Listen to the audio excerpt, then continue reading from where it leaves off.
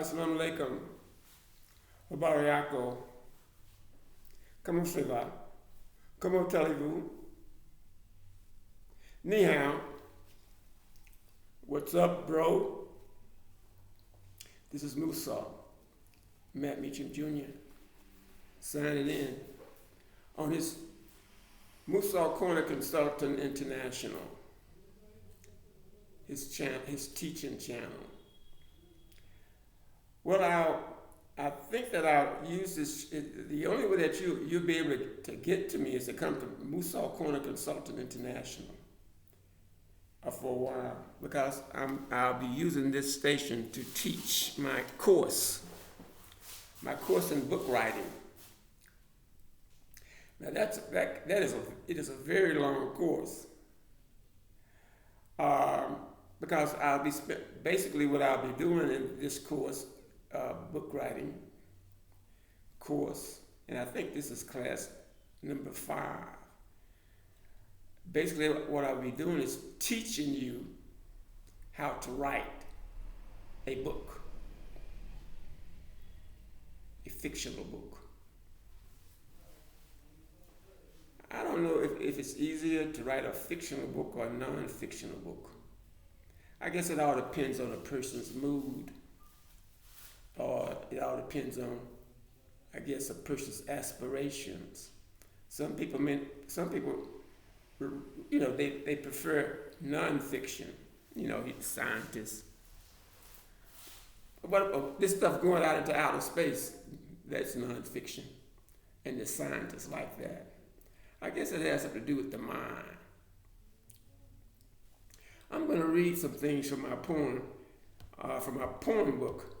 What happened, I know we started off talking about my book, The War Has Begun. And I thought that would be a good book to start the class with. And I did start the class with that book, but that book is, it's quite versatile. In other words, you get into some very complicated ideas and issues. And sometimes people are not necessarily interested in complicated ideas and issues. It's reading a book is like you're going to a movie or a play or something, or even going to watch a basketball game. You want to be entertained. When you're a person. Okay, if you're writing fiction is basically when you write fiction, it's basically for entertainment. So I guess a lot of people, when they read, they prefer to be entertained. And the thing is, I figured that depending on your intellectual pursuits, many of you would probably find some of my books quite complex and complicated. But the thing is, I'm realizing that there are simple things that I write. And the thing is, what happened was the poetry book that I'm getting ready to publish, in fact, I hope to have it finished today and probably published by next week. So I'll probably not spend so much time talking today, because I want to spend some time writing. I want to finish this book. It's called Poetry of the Mind. What happened was, I've written poetry for many, many years. It's an elementary thing. Some poems are quite good, they're quite interesting, but I think that poetry is elementary when you really consider writing as a whole. You got non-fictional when you write a book, like a novel or something, and then you got fiction. You got non-fiction when you write history or write about history. And then you have fiction when you write about things that are not necessarily true, things of the mind. I think a lot of people like that fiction stuff. So I think my Poetry of the Mind is a good teaching aid. Now, if you've been following me, I haven't issue, the issue with the social problems that exist basically in my homeland, the United States of America, my homeland. The issues, and that the basic issue that's existed in my homeland is racism, white people over black people and all that stuff. It's quite interesting how all these years, after the Civil War and after all the riots that black folks and white folks are still living in, I guess you could call it harmony in the U.S. But that is the U.S. is quite interesting. You've had these years of struggle and these philosophical things that came up, like the Constitution, and then all men are created equal, and then you have a civil war where white men were fighting to free black men. It's like a paradox of this thing that happens in American history. You have these guys from Europe, they come and they beat up the Indians and take the land. Then after they beat up the Indians and take the land, they go to Africa, negotiate and beat up the Africans and take Africans and bring them to the land and make those Africans work over 200 years. Over 200 years, those African slaves worked close to 250 years.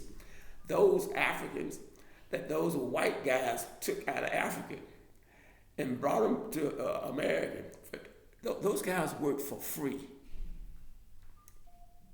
They worked for free for 200 years. Just think of that.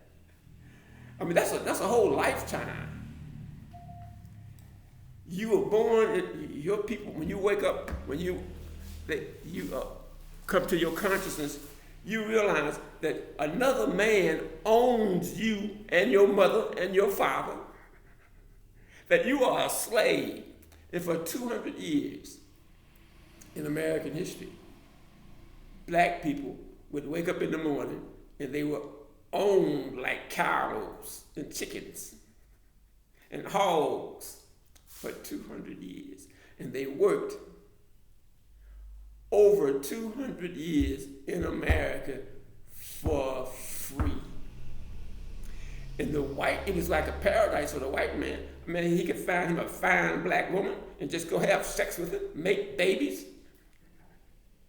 And if a black man is caught with a white woman, he's instantly castrated and hanged.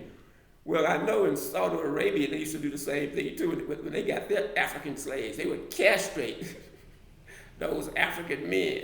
They didn't want those black African men messing with their women. So they made sure that they castrated them. That was a practice in Saudi Arabia, I know, during that period of high, when they were the enslavement of the African people.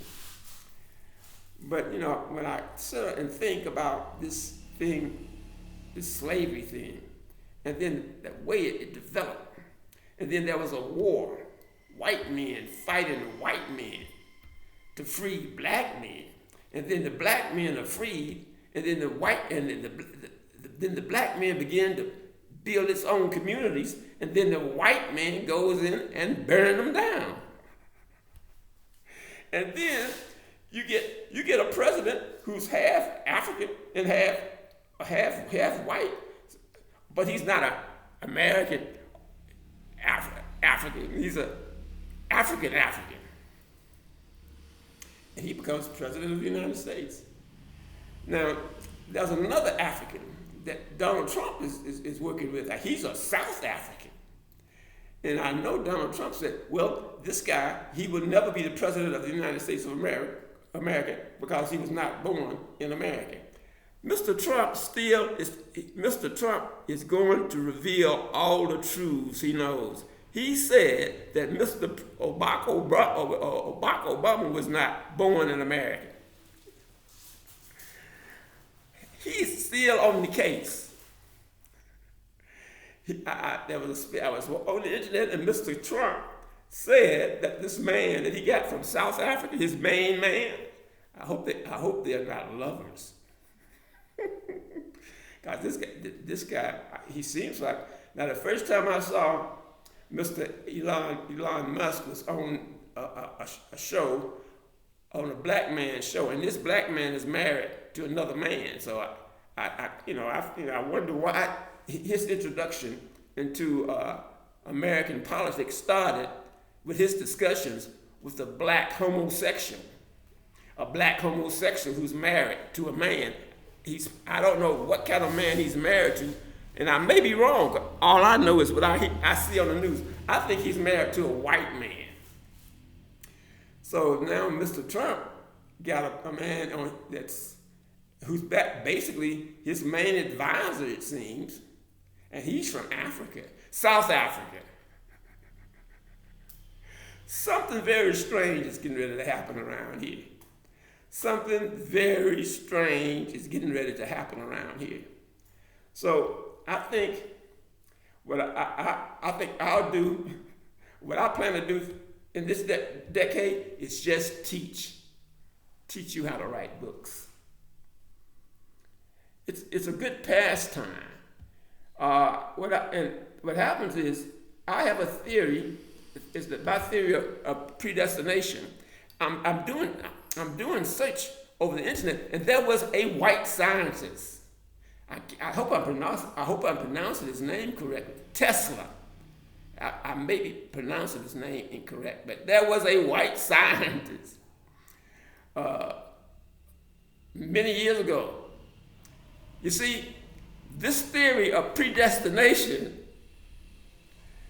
it was discussed by a scientist already. And then there's another social figure, Mr. Farrakhan, Minister Farrakhan of the Nation of Islam. He doesn't talk like a scientist, rather he talks like a minister, but he talks. If you hear his speeches, he talks of the theory of predestination. And I thought I was the one who discovered that theory. I thought I was the one, like Einstein. He discovered E equal MC squared. Now, when we discover something, it don't mean that we made it. It's just that it's a reality that we perceived as men. So the E equal MC squared has always existed even before Einstein was born. But he's the one that's credited with the formula E equal MC squared. But that was a reality. It was only a reality which he acknowledged, like myself. I acknowledged the theory of predestination. And when I do my research and I do my study, I see there was a man by the name of Tesla, I think he was a white European scientist. The same issues that I deal with in my theory of predestination, and I had never studied Mr. Tesla. Now I got to start studying this scientist. He talks of the theory of predestination, and I thought that was my great discovery. You do your own research. We're going to talk about the theory of predestination. And the thing is, what I'll say, if you have issues with what I'm saying about the theory of predestination, go to the white philosopher scientist, and his name is Tesla. And go to Minister Farrakhan of the Nation of Islam and listen to his speeches. He has the knowledge of the theory of predestination. So I guess I wasn't the one who actually came up with that theory. I'm going to talk about the theory of predestination, not today. But the thing is, now I'm finding credibility. I'm finding that I don't stand alone in the recognition of this law of nature, the law of predestination, which I will discuss at a later date. I'm going to read one of my poems and do a little discussion. I'm reading from my book, Poetry of the Mind, which I will have published. I'm going to try to have it finished by today and get it published at least by the end of the week. I'm going to read one poem, and I'm going to do a slight discussion about book writing. Listen to this poem. Can you submit to God? It's harder to submit to God than to submit to man. Men sin everywhere, all over the land. With men, it is so easy for fun and play.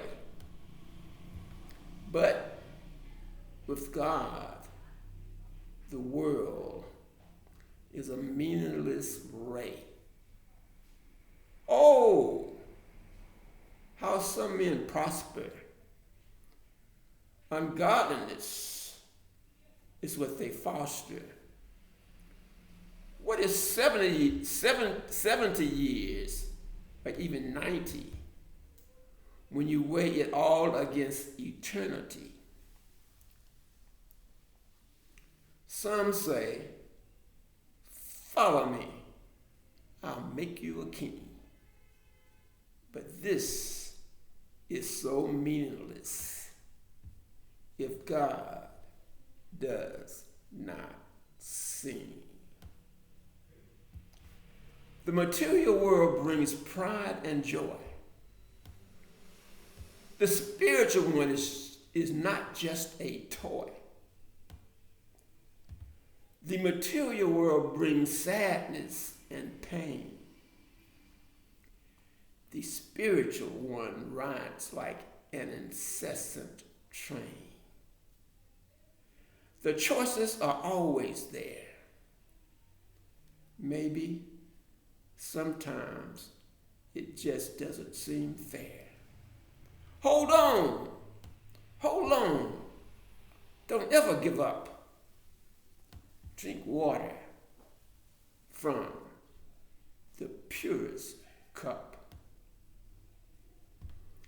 Sometimes the weight seems too much to bear. You must remember that God is always out there. Maybe the times show you no way. Let God speak. Hear what he has to say. It's simple.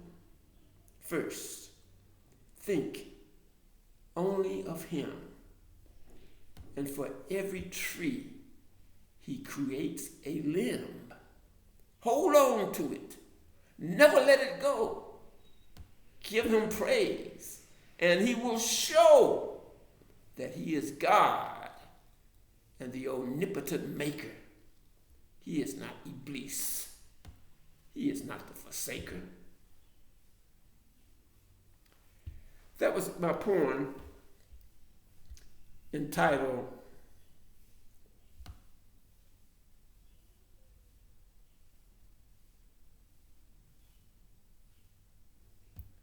Can You Submit to God?